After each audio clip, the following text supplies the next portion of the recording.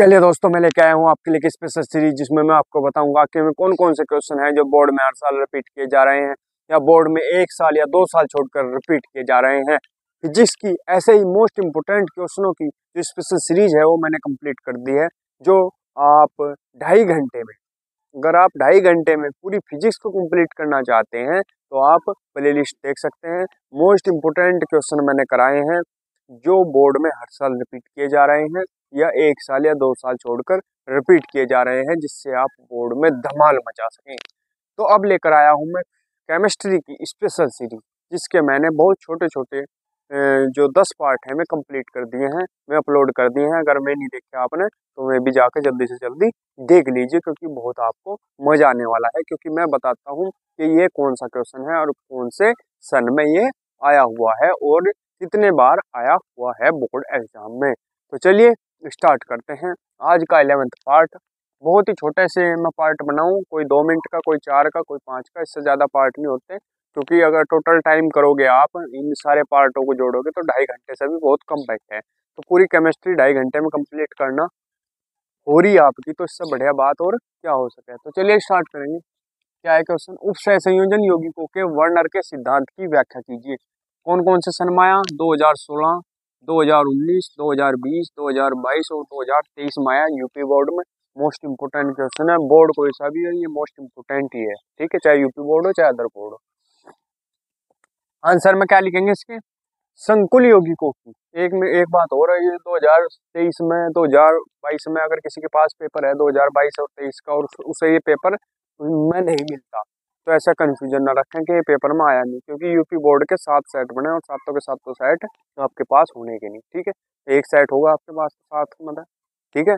मेरे पास सातों के सातों हैं हर साल के, ठीक है। 2017 से लेकर 23 तक के, 16 से लेकर 23 तक के मेरे पास सारे सातों के सातों सेट हैं, ठीक है। तो इसलिए कंफ्यूजन बना रहा है। आंसर में लिखेंगे संकुल यौगिकों की संरचना को समझाने के लिए वर्नर ने सन 1893 में एक सिद्धांत प्रतिपादित किया। इस सिद्धांत के मुख्य बिंदु निम्न प्रकार से हैं।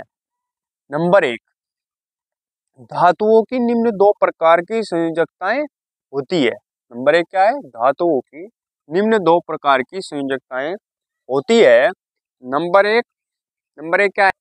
नंबर 1 है प्राथमिक संयोजकता या आयनिक संयोजकता। प्राथमिक संयोजकता या आयनिक संयोजकता, ठीक है। क्या लिखेंगे इसमें? यह सरल लवणों में धातु की संयोजकता या ऑक्सीकरण अवस्था है जो केवल ऋणात्मक आयनों द्वारा ही संतुष्ट होती है। ऋणात्मक आयनों के द्वारा ही संतुष्ट होती है। यह आयनन योग्य तथा अदिशात्मक होती है, इसकी कोई दिशा नहीं होती है, अदिशात्मक होती है, ठीक है। जिसे बिंदु रेखा, ये बहुत ध्यान रखना, प्राथमिक संयोजकता या आयनिक संयोजकता में बहुत बड़ा सा करके डॉटेड लाइन दिखानी, बिंदु रेखा यानी डॉटेड लाइन ऐसे करके, ठीक है, ऐसे ऐसे डॉट डॉट लगा के से व्यक्त करते हैं, ठीक है। मेन पड़ाव है इसका ये कि डॉटेड लाइन से व्यक्त करते हैं बिंदु रेखा से, ठीक है। नंबर 2 देखेंगे हम। पहली तो प्राथमिक संयोजकता आयनिक संयोजकता होगी, आई डाल के, फिर डबल आई द्वितीयक संयोजकता या नॉन आयनिक या अतिरिक्त संयोजकता, इसे कहेंगे, ठीक है। इसमें क्या लिखेंगे? यह संकुल यौगिकों में धातु की उपसह संयोजन संख्या है जो केवल ऋणात्मक आयनों या उदासीन अणुओं तथा कभी कभी धनात्मक समूहों द्वारा संतुष्ट होती है, ठीक है। ज्यादा कुछ नहीं लिखना, बस बहुत कम लिखना और बहुत अच्छा लिखना, ठीक है। 4-5 पॉइंट है इसके, 4 पॉइंट है बस, 3 तो ये हो गए, एक और है छोटा सा। नंबर 2 में क्या लिखेंगे? प्रत्येक संकुल, देखो ये तो नंबर 1 है और नंबर 1 के 2 पार्ट हैं, ये और ये, फिर नंबर 2 चला, फिर नंबर 3 और फिर नंबर 4, बस एक रह गया, वो भी छोटा सा ही है। नंबर 2 क्या लिखेंगे? प्रत्येक संकुल यौगिक में एक या अधिक केंद्रीय धातु परमाणु होते हैं जिससे उदासीन अणु या ऋणायन उपसह संयोजन बंध के द्वारा जुड़े रहते हैं। यह उदासीन अणु या ऋणायन लिगैंड तथा इसके द्वारा बनाए गए कुल उपसह संयोजन बंधों की संख्या क्या कहलाती है? उपसह संयोजन संख्या, ब्रैकेट में लिखेंगे समन्वय संख्या भी यही होती है, समन्वय संख्या कहलाती है, ठीक है। आगे चलो भाई, आगे क्या था? वह परिसर जिसमें केंद्रीय धातु परमाणु तथा लिगैंड होते हैं उपसह संयोजन परिसर कहलाता है। ठीक है। नंबर 3 क्या है, जब संकुल यौगिकों को जल में घोला जाता है तो प्राथमिक संयोजकता से जुड़े ऋणायन आयनित हो जाते हैं, जबकि द्वितीयक संयोजकताएं अनायनित रहती हैं। ठीक है, स्क्रीनशॉट ले लेंगे इसका, एक पॉइंट और रह गया वो भी करेंगे, फिर क्वेश्चन हो जाएगा खत्म। चलिए दोस्तों देखते हैं अगला टॉपिक क्या था। नंबर 4, प्राथमिक संयोजकताएं अदिशात्मक जबकि द्वितीयक संयोजकताएं दिशात्मक होती हैं। सहसंयोजक यौगिकों की ज्यामिति द्वितीयक संयोजकताओं के विन्यास से निर्धारित होती है। इसका स्क्रीनशॉट ले लेंगे, फिर आगे बढ़ेंगे, अगले क्वेश्चन करेंगे। चलिए दोस्तों देखते हैं अगला क्वेश्चन क्या है। क्या है, लिगेंड क्या है। 1 मिनट मैं इसके समय लिख दूं कौन कौन से सन में आया हुआ।